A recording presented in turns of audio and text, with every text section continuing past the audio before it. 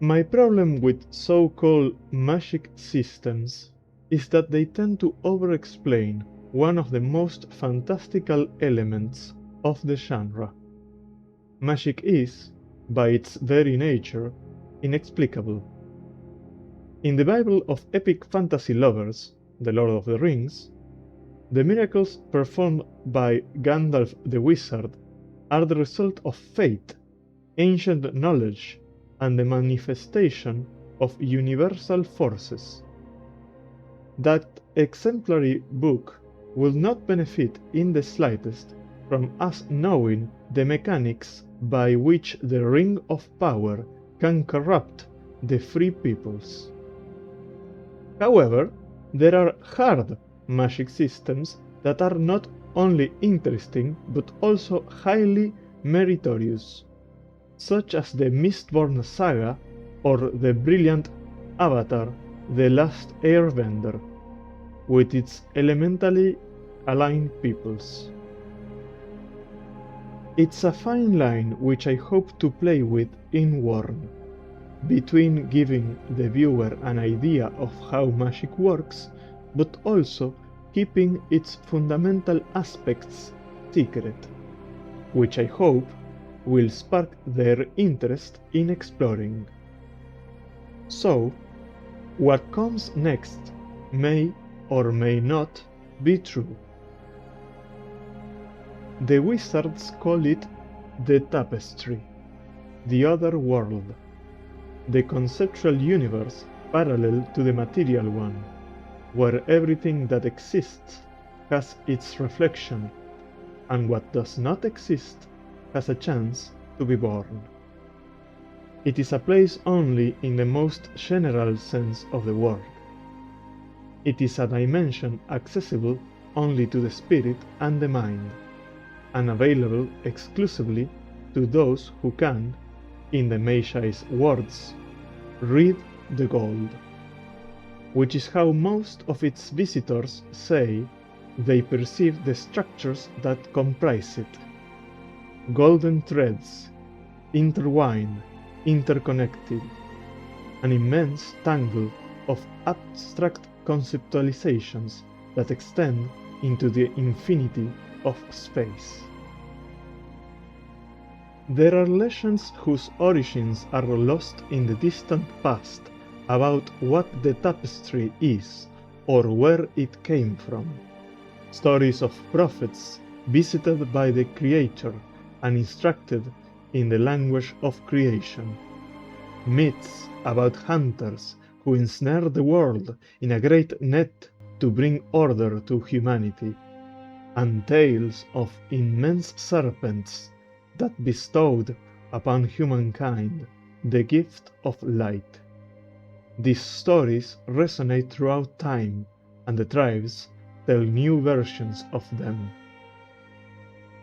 In one way or another, those able to read the gold and to explore and interact with the tapestry describe an immense, seemingly limitless structure of surreal regions and stratified levels that expand from superficial abstract pathways, shaped by the underlying intentions and impulses of human consciousness, to realms that delve into the depths, where reside structures of such complexity that a human mind can barely interact with them.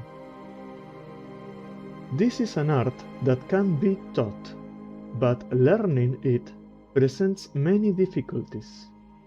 Most who learn to manipulate the tapestry gain access to one or two spells, or to exploring the conceptual universe closest to them.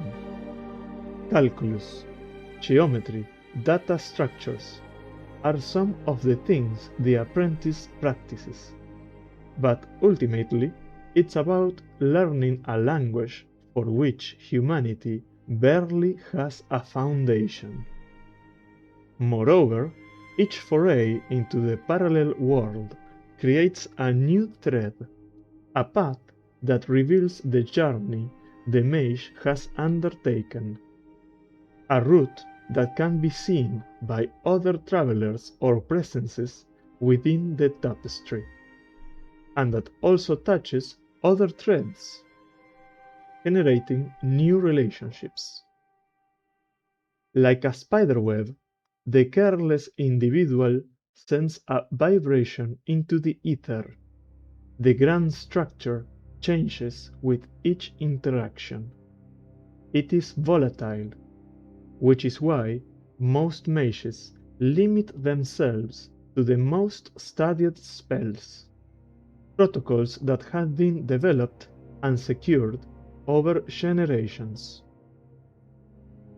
However, there is a price to pay for constant exploration. The magician develops a different vision and may lose touch with reality. They can be attacked by outside influences, and, on each journey, in extracting the abstract elements of the ideal world, they also leave behind a portion of themselves. Likewise, manipulating the tapestry is like pulling a thread in a vast fabric. The thread can be pulled out or manipulated, but that affects the other connections to which it is attached. Thus, the magician never knows where their influence might create an adverse effect or alter the currents of meaning in the other world. Constant exposure to the tapestry calls for rest, mental exercises, meditation, conversation, or other practices that grounds the magician back to reality. This is also the time when practitioners study spells to protect themselves from attacks from within the tapestry, or from the influence of others. Some of these magical protocols intertwine, and the magician builds their best defense, the wall of fire, so named for the burning, feverish, and painful sensation experienced by anyone who tries to cross it. The curious thing is that some levels and realms of the tapestry feature a wall of fire that, generally, greedy explorers want to cross in search of great secrets. But this existence is strange to magicians, since the general belief is that only a consciousness can create such defenses. Now, if the tapestry is so dangerous, why do magicians insist on using it? Because whoever masters this art can achieve anything.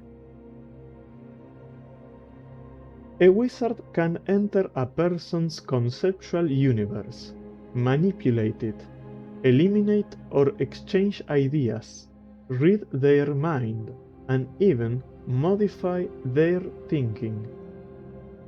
The magician can access the tapestry and extract ideas from it, placing them in objects or people. They can even isolate, imprison, or modify some of them. The web allows whoever can manipulate it to break the laws of reality. Of course, the more plausible the effect, the easier and less risky it will be. This doesn't mean that miracles can't be created, but they require time, study, and care.